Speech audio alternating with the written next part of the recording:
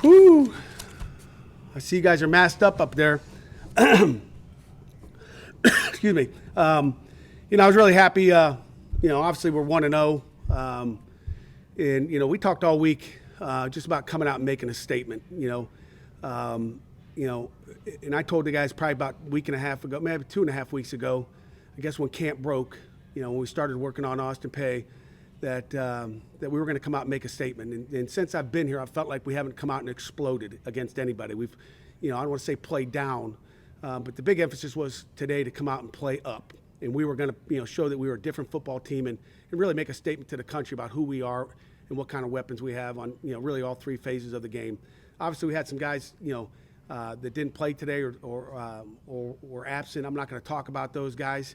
Talk about the guys that are here. And again, you guys know what's going on. You guys know what the climate is. There might be somebody missing in the box out of you guys as well. So, it's kind of the age we're in. I'd also just comment, I've never ever in 31 years of coaching, played 10-minute second quarters. That came about at halftime. I think Jerry, the head official, talked to Dennis Hennigan back in, I guess, ACC headquarters, and I had to agree to it, and Austin Peay really wanted to play. At first, it was like, hey, we're only going to play a 10-minute fourth quarter. And then about 2 minutes later, before the half was over, they came in and said, Austin Peay wants to just play 2 10-minute quarters. And I said, hey, I can understand. It was out of control at that time. But we had, I think, 70 different players play today. And obviously had some guys absent. We could have played more. But it was a great experience. We got a chance to get Davis Bevel out there and Joey Yellen and some backups in there that, I told them at halftime, this is an opportunity. You guys want to play more? Show me something. So we'll look at the tape. Wasn't obviously as clean, at least offensively, as I'd like it to be. I thought defensively did some good things. I mean, you saw Dayon Hayes, our little hometown hero, come in there and get 2 sacks. One was a strip sack. And so there was a lot of good things. I mean, we got to look at that tape, and maybe we got to find a place for, Dayon to come in there and get a pass rush, because he had a heck of a speed rush early against their twos, of course. But, overall, hey, we're 1-0, and I'm excited about where we are. Questions? Pat, how important was it to just get through the first game, going through the new protocols and being in front of no crowd? Do you think it'll put your players' mind at ease just having gone through it once? Yeah, I think so. I mean, I certainly think that, going through this thing for the first time and, going down and singing to the Panther Pit, because we hope they're there in the future as well, was important. But, every day is a step in this COVID-19 era. And we know what the atmosphere is out there, and our kids have done a heck of a job, guys. Again, my hat goes out to our football team and what they've done. You've looked around the country and see what's going on at Memphis and Virginia Tech, and our kids are doing it right. And I thought maybe we'd have everybody out here today, but we're excited to be able to definitely get that thing done, Amanda. Pat, with your 7 absentees, was there any concern about maybe not playing the game today? I'm sorry, Jerry? I think with your 7 absentees, 7 guys didn't play. Was there any concern about maybe not playing the game because of that? No, not at all. Not at all. We weren't even close to that. Not even close. Pat, are you anticipating having those guys for next week? I do anticipate, having everybody. And like I said, I'm not going to really talk about it because, you could have somebody else missing. I mean, shoot, next week, Jerry might not be with us. So wear your mask and be safe out there. That was really, that was really my message to our football team is, you've earned the right to play 1 game, now earn the right to play 2. Thank you. Well, you said that you didn't, the offense needs to clean up a little bit. What about the first half, though, specifically? Your first team offense. You feel that was a pretty clean effort? I thought it was very clean. Obviously, we still had a couple drop balls, but I thought it was as clean as we've looked. And like I said, I wanted to make a statement. I thought our run game looked, solid. We played a lot of tailbacks today. I thought our O-line did an outstanding job of blocking. And then Kenny was sharp. Kenny put the ball where it needed to be, 99% of the time. And that's, there's a lot of decisions to make back there at the quarterback spot. So I thought our one offense was very, very sharp. Was that a different mentality than you've had in these games in the past 4 years? It was, and that's what I said. Where are we? Who are we? And again, that was 2 weeks ago. We talked about it. We talked about it on Tuesday in our first practice about coming out and playing our game, not playing somebody else's game. And and that's what I think. I think Austin Peay is a good football team, but when we play up to our level, that's what an opener should look like. Probably one of our biggest margins of victory since I've been here. And like I said, we've going back to Youngstown State when we went in an overtime. Delaware was a tight one. I know Kenny didn't play in that game last year. I look at Eastern Michigan where we just kind of play hard enough just to win the football game. And I wanted to prove that this 2020 team was a different team, and they really are. And the attitude all week in practice, they shrug everything off and let's go, coach. They're ready to go. Coach, 8 of the 20 completions Kenny made went to Georgia Sadison. Could you just talk about the impact he had as a freshman and going forward? Yeah, I mean, and he could have probably had 9.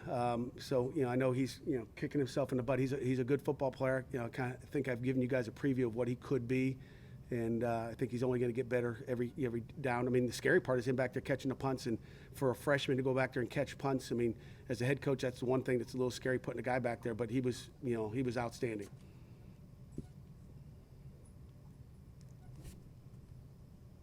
Pat, I know one of the most important things you want to get through this game pretty healthy. It seemed like you did. Hobble went down. You have an update on him? Yeah, I don't talk about injuries, but Hobble went down, and we'll evaluate that. Is there an update on Lucas Kroll? You guys know I don't talk about injuries, but we expect to have Lucas back next week, and we were playing safe with him today. He could have gone if he wanted to, and I shouldn't say if he wanted to, if we wanted him to. We chose, to hold him and get him 100%. I didn't want 99% Lucas Kroll. I wanted 100% Lucas Kroll, and he'll be ready to go for the ACC opener.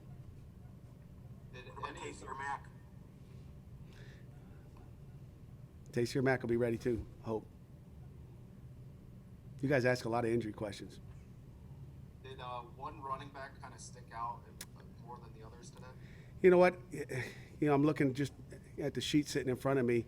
I mean, I thought they all did some good things. We'll find out, obviously when the twos got out there and 2s and a halves, whatever it may be. Like I said, we played a lot of guys. Vince Davis made some people miss. The running backs held onto the ball. It looks like Vince Davis had 2 touchdowns, but, it looks like he had the most carries. But, Izzy was, impressive. I thought A.J. Davis was really good early. Again, we just didn't, we were able to play a lot of guys, and I think that's the best part of this football game today.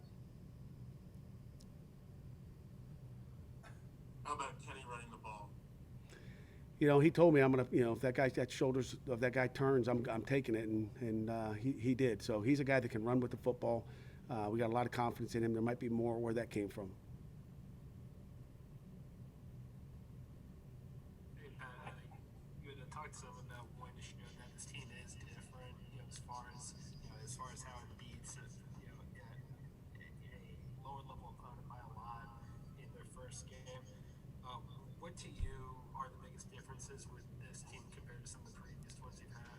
Yeah, I mean, we got 4 captains that are, making sure the message gets across to everybody. I think it comes down to your senior leadership. This is a senior Latin team, and just the leadership of our football team. I always say the best teams are teams that are led by their seniors and their captains, and again, our captains have done a great job at leading them, making sure this, what the standard was going to be today and what the standard is going to be for 2020. You talked about playing 70 players and getting a bunch of guys in. Is there somebody that maybe stood out to you from the 2s and 2.5 groups that showed you something maybe in a game setting you haven't necessarily seen in practice? It's until I get to watch the tape and really, evaluate it. It's hard to say. I mean, the guy that sticks out to me was Dayon Hayes, as I mentioned already. Bengali at linebacker kind of, did some things out there. He's got a little attitude to him. Offensively, it was good to get Gonsalves out there, which I think we had, some high hopes for. Owen Drexel, some guys that haven't played a lot of football here that got a chance to go in there. We're going to, evaluate it and make sure they get better next week because, you may need everybody. You look at, Brandon George played a little fullback today as well. It's a little package we've been working on. So, Brandon George played both sides of the ball. He played about just every special team, so he's an asset for us.